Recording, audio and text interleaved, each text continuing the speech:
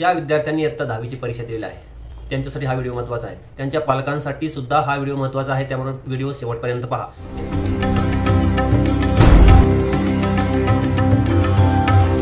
या व्हिडिओमधून आपणाला इयत्ता 11वी प्रवेश प्रक्रियेबाबत सुरुवातीच्या टप्प्याची संपूर्ण माहिती मिळेल. इयत्ता 11वी प्रवेश प्रक्रिया काय आहे, ती केव्हा सुरू होईल, ती कशा प्रकारे रन होते याबाबत माहिती मिळेल. महाराष्ट्रामध्ये इयत्ता 11वी मध्ये ज्या विद्यार्थ्यांना प्रवेश घ्यायचा, प्रवेश प्रक्रियेपूर्वी काय पूर्वतयारी करावी, आपली कोणती तयारी असावी या संदर्भात महत्त्वाच्या विषयावर चर्चा करणार आहे. तर पहिला मुद्दा, इयत्ता 11वी प्रवेश प्रक्रिया काय आहे. त्याप्रमाणे इयत्ता 10वी उत्तीर्ण झालेल्या विद्यार्थ्यांना इयत्ता 11वी मध्ये प्रवेश दिला जातो. तर ती प्रवेश प्रक्रिया वेगवेगळ्या कॉलेज, परंतु ज्या ठिकाणी केंद्रीय ऑनलाईन पद्धतीने प्रवेश प्रक्रिया राबवली जाते त्या ठिकाणी मात्र कोणत्याही कॉलेजमध्ये आपल्याला सुरुवातीला जाण्याची आवश्यकता नाही. तर त्यासाठी ही वेबसाईट आहे. या वेबसाईटवर तुम्हाला सर्व वेळापत्रक पाहायला मिळेल आणि प्रवेश प्रक्रियेसाठी अर्ज कशा प्रकारे करायचा आहे ते या ठिकाणी पाहायला मिळेल. आणि याच वेबसाईटच्या माध्यमातून आपल्याला ज्या शहरात ऍडमिशन घ्यायचं आहे त्या शहराचं नाव निवडा आणि अर्ज भरा. इयत्ता 11वी प्रवेश प्रक्रियेचे स्टेप्स काय आहेत ते माहिती करून घेतलं तर ऑनलाईन प्रवेश क्षेत्रामध्ये प्रवेश मिळवणं अतिशय सोपं आहे. इयत्ता 10वीची परीक्षा झाली, आता निकाल येईल. निकाल आल्यानंतर काही विद्यार्थी उत्तीर्ण होतील, काही विद्यार्थ्यांना एटीकेटीची सवलत मिळेल. तर अशा प्रकारे 2 विद्यार्थ्यांना 11वीची संधी मिळते, जे उत्तीर्ण झालेले आहेत त्यांच्यासाठी आणि जे विद्यार्थी एटीकेटी मिळवून उत्तीर्ण झालेले आहेत. त्याचप्रमाणे राज्य मंडळाकडून सप्लिमेंटरी एक्झाम घेतली जाते, मे बी ती जुलैमध्ये होईल. तर त्या सप्लिमेंटरी एक्झाममध्ये पुन्हा काही विद्यार्थी उत्तीर्ण झाले त्यांनाही प्रवेश प्रक्रियेमध्ये संधी दिली जाते. त्यामुळे इयत्ता 11वी मध्ये प्रवेश घ्यायचा आहे तर निकाल लागण्याची वाट पाहू नका, त्याच्या अगोदरच ही प्रवेश प्रक्रिया समजावून घ्या आणि आपली इयत्ता 11वी प्रवेश प्रक्रियेसाठी तयारी सुरू करा. अर्ज कसा भरावा, प्रवेश प्रक्रियेसाठी कोणते डॉक्युमेंट्स आपल्याला आवश्यक आहेत, कोणकोणते कागदपत्र आपल्याला लागणार आहेत त्याची माहिती घ्या आणि ती कागदपत्र आत्ताच मिळवण्यासाठी सुरुवात करा. अनेक जणांनी मिळवली असतील त्यांचं अभिनंदन. ज्यांनी अजूनही कागदपत्र मिळवलेली नाहीत आपल्या प्रवेश प्रक्रियेसाठी जी लागणारी आहेत तर ती कागदपत्र मिळवण्यासाठी आत्ताच तयारी सुरू करा. तुम्ही आता 10वी झाले तर विद्यार्थ्याने प्रत्येकाने आपल्या मनामध्ये ठरवलं नसेल तर आत्ताच ठरवून घ्या की मला कोणत्या शाखेला जायचं आहे. आर्ट्स, कॉमर्स, सायन्स किंवा व्होकेशनल अशा 4 शाखा आहेत. तर या कोणती शाखा मला घ्यायची आहे, मला कोणत्या माध्यमातून शिक्षण घ्यायचं आहे तर हे आपण ठरवलं पाहिजे. त्यानंतर मला कोणत्या शहरामध्ये, कोणत्या गावामध्ये, कोणत्या ज्युनियर कॉलेजमध्ये ऍडमिशन घ्यायचं आहे. यामध्ये एक मी सुचवेन, ज्युनियर कॉलेजमध्ये ज्या ज्युनियर कॉलेजमध्ये आपल्याला ऍडमिशन घ्यायचं आहे तर त्याची एक यादी करा. एकाच ज्युनियर कॉलेज धरून बसायचं नाही, यादी करा. माझा पहिला प्रेफरन्स या ज्युनियर कॉलेजला आहे, हे ज्युनियर कॉलेज मला नाही मिळालं तर हे चालेल. अशा प्रकारे एक 10 ज्युनियर कॉलेजची आपली यादी केली पाहिजे आणि या ज्युनियर कॉलेजमध्ये मला या शाखेमध्ये या माध्यमासाठी ऍडमिशन घ्यायचे हे आत्ताच मनाशी पक्क करा. यासाठी पालकांनी विद्यार्थ्यांना मदत करावी की कोणती शाखा घेतल्यावर काय होतं, त्यानंतर पुढे करिअरच्या संधी कोणत्या आहेत आणि त्यासाठी आपण त्या दृष्टीने आपण तयारी करून मनामध्ये पक्क करा आणि प्रवेश प्रक्रियेची तयारी सुरू करा. या क्षेत्रामध्ये ऑनलाईन प्रवेश होणार आहेत त्यासाठी ही वेबसाईट आहे.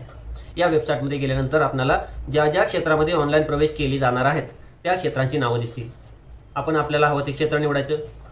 या ठिकाणी मी क्लिअर करू इच्छितो की ही जी केंद्रीय ऑनलाईन प्रवेश प्रक्रिया आहे ही फक्त स्टेट बोर्ड, राज्य मंडळाच्या इयत्ता 11वी प्रवेशासाठी आहे.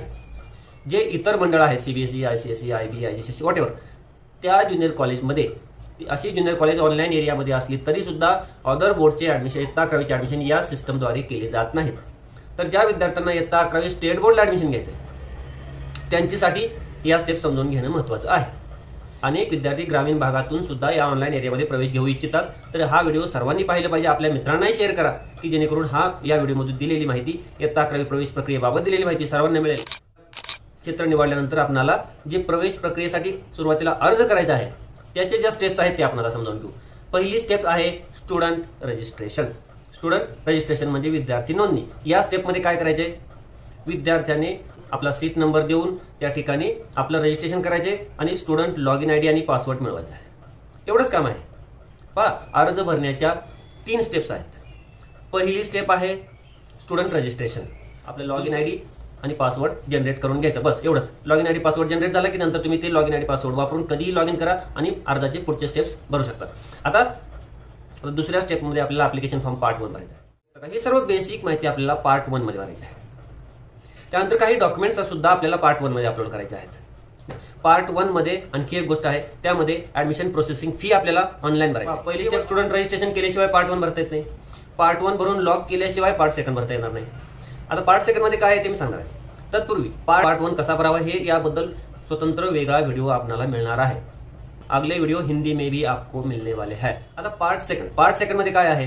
पार्ट सेकंड मध्ये तुम्ही जे ज्युनियर कॉलेजची यादी केलेली आहे ती यादी या ठिकाणी। पार्ट 1 मध्ये बेसिक माहिती, पार्ट सेकंड मध्ये ज्युनियर कॉलेजचे प्रेफरन्सेस आपल्याला नोंदवायचे आहेत। आता पहिल्या 2 स्टेप्स स्टुडंट रजिस्ट्रेशन आणि पार्ट 1 भरणे ही कार्यवाही इयत्ता 10वीचा निकाल लागण्यापूर्वीच आपल्याला करता येते आणि त्याचं वेळापत्रक लवकरच या वेबसाईटवर आपल्याला मिळणार आहे। पार्ट सेकंड मात्र इयत्ता 10वीचा निकाल लागल्यानंतर सुरू होते। आता महत्त्वाचा मुद्दा आहे की अजून ऍप्लिकेशन फॉर्म भरण्याची प्रक्रिया सुरू व्हायची आहे। तत्पूर्वी माझ्याकडे कोणते डॉक्युमेंट्स असले पाहिजेत, मी कोणती तयारी करून ठेवली पाहिजे, यासाठी आपल्याकडे वेळ आहे। हा वेळ आहे, याचा उपयोग करून घ्या। पालकांनी सुद्धा याचा गांभीर्याने विचार करा की ऐनवेळी आपली गैरसोय होण्यापेक्षा अमुक एक डॉक्युमेंट मला मिळवण्यासाठी काही कालावधी लागतो, त्यासाठी आपल्याला संबंधित ऑफिसकडे आपल्याला जाऊन अर्ज करून ते डॉक्युमेंट मिळवावं लागतं। इयत्ता 11वी मध्ये ऍडमिशन घेण्यासाठी काय लागतं?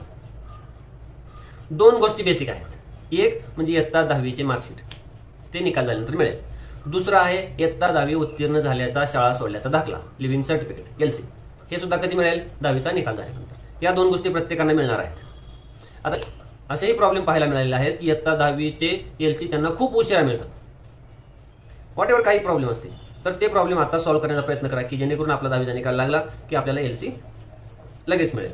त्यानंतर इयत्ता 11वी मध्ये प्रवेश मिळवण्यासाठी काही कॅटेगरीजला रिझर्वेशन आहे। जे ओपन मध्ये आहेत, जे जनरल मध्ये आहेत, त्यांना हे 2 डॉक्युमेंट लागतात, मार्कशीट आणि LC, त्यांना कोणतेही इतर डॉक्युमेंट लागत नाही। परंतु जे विद्यार्थी कॅटेगरीमध्ये आहेत, SC ST OBC NT SBC EWS असे ज्या कोणत्याही कॅटेगरीमध्ये आपण असा तर त्या कॅटेगरीमधून ज्या विद्यार्थ्यांना ऍडमिशन घ्यायचं आहे त्यांना मात्र त्या संबंधित कॅटेगरीचं सर्टिफिकेट द्यावं लागतं। पहिला ग्रुप आपण घेऊया SC आणि ST। जे विद्यार्थी SC चे आहेत किंवा ST चे आहेत त्यांच्यासाठी त्या संबंधित कॅटेगरीचं कास्ट सर्टिफिकेट पाहिजे। कास्ट सर्टिफिकेट स्वतःचं मुलाच्या नावाचं असलं पाहिजे, वडिलांच्या नावाचं असेलच ते सोबत ठेवा, परंतु स्वतःच्या नावाचं कास्ट सर्टिफिकेट नसेल तर पालकांनी विद्यार्थ्यांनी लक्षात ठेवा की हे कास्ट सर्टिफिकेट आत्ताच काढण्यासाठी अर्ज करा की जेणेकरून ऍडमिशन प्रक्रिया सुरू होण्यापूर्वी आपल्याला ते सर्टिफिकेट मिळेल। दुसरा ग्रुप आपण घेऊया EWS। काही विद्यार्थी EWS आहेत, ओपन मधलेच, काही आता 10% रिझर्वेशन EWS ला आहे, तर या EWS साठी EWS सर्टिफिकेट असते, ते सर्टिफिकेट सुद्धा आत्ताच मिळवा, आपल्याकडे वेळ आहे। EWS सर्टिफिकेट मिळवा। पहा, SC ST साठी फक्त कास्ट सर्टिफिकेट, EWS साठी EWS सर्टिफिकेट। त्यानंतर आणखी एक ग्रुप आहे तो म्हणजे VJNT OBC SBC या ज्या कॅटेगरीज आहेत, VJNT OBC SBC या कॅटेगरीचा लाभ मिळवण्यासाठी 2 सर्टिफिकेट लागतात। एक म्हणजे त्या संबंधित कास्ट सर्टिफिकेट, जसं SC ST ला पाहिजे, याच्यासोबत प्लस आणखी एक नॉन क्रिमिलियर सर्टिफिकेट लागतं। पहा, VJNT OBC SBC साठी caste certificate plus NCL non criminal certificate 2 certificate लागतात। यापैकी आपल्याकडे एक जरी नसेल तर ती काढायची प्रक्रिया आता सुरू करा। या व्हिडिओमधून मला सांगण्याचा उद्देश हाच आहे की वेळेच आपली पूर्वतयारी करा की ज्यामुळे आपल्याला प्रवेश प्रक्रियेच्या वेळेस अडचण येणार नाही आणि आपला प्रवेश लांबणार नाही। आता याच्यामध्ये एक गोष्ट नक्की असते, समजा मी कॅटेगरीमध्ये आहे परंतु मला त्या कॅटेगरीचा लाभ घ्यायचा नाही, मला ओपन मधून ऍडमिशन घ्यायचंय, त्यावेळेस मात्र आपल्याला सर्टिफिकेट लागणार नाही। आपण ऍप्लिकेशन फॉर्म पार्ट 1 भरतानाच मला ऍडमिशन ओपन मधून घ्यायचं असं नोंदवा आणि आपला फॉर्म भरा, काही अडचण नाही। यासोबत आणखी एक पॅरलल रिझर्वेशन असतं। काही विद्यार्थी स्पोर्ट्स पर्सन असतात, काही विद्यार्थी अपंग असतील, सिस्टमवर बुकलेट अपलोड होईल, त्यामध्ये कोणकोणते रिझर्वेशन आहेत ते दिले जाईल। तर त्या कोणत्याही रिझर्वेशनचा लाभ मला घ्यायचा आहे तर त्यासाठी मला प्रूफ द्यावा लागेल। फ्रीडम फायटर असेल, एक सर्व्हिसमॅन असेल किंवा ट्रान्सपोर्ट एम्प्लॉय असतील तर ते सर्टिफिकेट आपल्याकडे आहे का? ते सर्टिफिकेट नसेल तर आत्ताच घ्या आणि कोणतंही प्रत्येक सर्टिफिकेट त्या संबंधित विद्यार्थ्याच्या नावासह असलं पाहिजे, याची दक्षता प्रत्येकाने घ्या ज्यामुळे आपला अर्ज भरताना प्लस ऍडमिशन घेताना अडचणदार नाही। काय जर आपण चुकीचं सर्टिफिकेट घेतलं किंवा चुकीच्या पद्धतीने फॉर्म भरला तर मात्र आपल्याला प्रवेश नाकारला जाईल, याची दक्षता घ्या। हे आपण नेहमी लक्षात ठेवलं पाहिजे की आपण कोणतीही चुकीची माहिती देणार नाही, चुकीचं सर्टिफिकेट देणार नाही आणि चुकीचा क्लेम करणार नाही की ज्यामुळे आपल्याला प्रवेश नाकारला जाईल किंवा आपला प्रवेश लेट होईल। स्टुडंट रजिस्ट्रेशन करा, पार्ट 1 भरा, पार्ट 2 भरा, त्यानंतर अलॉटमेंट होईल आणि ज्युनियर कॉलेजमध्ये जाऊन दिलेल्या वेळेमध्ये ऍडमिशन करा। याच्यामध्ये यामधल्या प्रोसेसमध्ये आपल्याकडे सर्व जे डॉक्युमेंट आहेत ते अपलोड करा। ऍडमिशनच्या वेळेस ओरिजिनल डॉक्युमेंट्स दाखवा, आवश्यक फीस भरा, या सर्व गोष्टी आहेत। तर सर्वच गोष्टी एकाच व्हिडिओमधून सांगणे शक्य नाही, पुढच्या व्हिडिओमध्ये पाहता येईल। यामध्ये फक्त जस्ट या प्रवेश प्रक्रियेचं इंट्रोडक्शन आपल्याला करायचं आहे आणि यामध्ये पूर्ण झालं असं मला वाटतंय। धन्यवाद।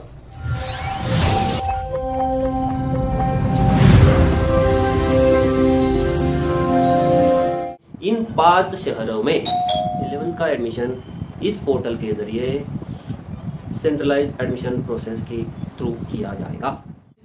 पार्ट 1 कैसे भरा जाता है, इस पर एक अलग वीडियो बनेगा। पार्ट 2 कैसे भरा जाता है, इस पर भी अलग वीडियो बनेगा। कोटा सीट्स क्या होती है, कोटा के एडमिशन कैसे होते हैं, इसके ऊपर भी वीडियो बनाया जाएगा। बाइफोकल क्या होता है, बाइफोकल सब्जेक्ट्स क्या होते हैं, उन सब्जेक्ट के लिए एडमिशन लेने के लिए क्या करना पड़ता है, इसके लिए भी आपको गाइडेंस मिलने वाला है। इसलिए यहाँ से जो आपको इन्फॉर्मेशन मिलेगी वो ऑथेंटिक रहेगी। फॉर्म कैसे भरना है, डॉक्यूमेंट अपलोड कैसे करने हैं, अलॉटमेंट मिलने पर क्या करना है, एडमिशन कितने दिन में लेना है, ये सब पर आपको अलग अलग वीडियो मिलेंगे। इसी चैनल पर यहीं पर मिलेंगे। इसलिए मेरे हिसाब से मई महीने में स्टूडेंट रजिस्ट्रेशन शुरू हो सकता है। 10th के रिजल्ट से पहले ही स्टूडेंट रजिस्ट्रेशन शुरू हो जाएगा। तो ऐसा कुछ नहीं है कि पहले ही दिन फॉर्म भरा जाए। आप पहले ठीक से समझ लो कि किस तरह से फॉर्म भरना है, कितना समय मिला है फॉर्म भरने के लिए। और स्टूडेंट रजिस्ट्रेशन और पार्ट 1 भरने की प्रोसीजर कभी भी बंद नहीं होती है। सिर्फ इतना है कि 10th के रिजल्ट से पहले ये प्रोसेस शुरू होगी। स्टूडेंट रजिस्ट्रेशन और पार्ट 1 ये 2 स्टेप्स पहले शुरू होता है। और वो ये शुरू ही रहता है। 10th के रिजल्ट के बाद भी शुरू रहेगा। लेकिन पार्ट 2 भरने की प्रोसेस रिजल्ट के बाद शुरू होती है। और वो प्रोसेस हर एक राउंड के पहले शुरू की जाती है। राउंड के दौरान वो बंद रहती है, नेक्स्ट राउंड में फिर शुरू होती है। मतलब पहले स्टेप स्टूडेंट रजिस्ट्रेशन और पार्ट 1 लगातार शुरू है। पार्ट 2 भरने की प्रोसेस, ऑप्शन देने की प्रोसेस उस राउंड के पहले 3-4 दिन शुरू रहती है। बस इतना ही करना है। बहुत से लोगों के मन में ये भी सवाल रहेगा कि यार ये 11th एडमिशन प्रोसेस कब शुरू होगी। जल्दी ही शुरू होगी। जब भी शुरू होगी तब आपको इस वेबसाइट के संपर्क में रहना है। इस वेबसाइट के ऊपर उसका शेड्यूल आ जाएगा। वहां पर आपको स्टेप्स समझाई जाएंगी, सभी गाइडलाइंस यहाँ पर मिलेगी। और जैसे ही शेड्यूल आ जाएगा उस समय इस वीडियो चैनल से वीडियो भी आ जाएगा।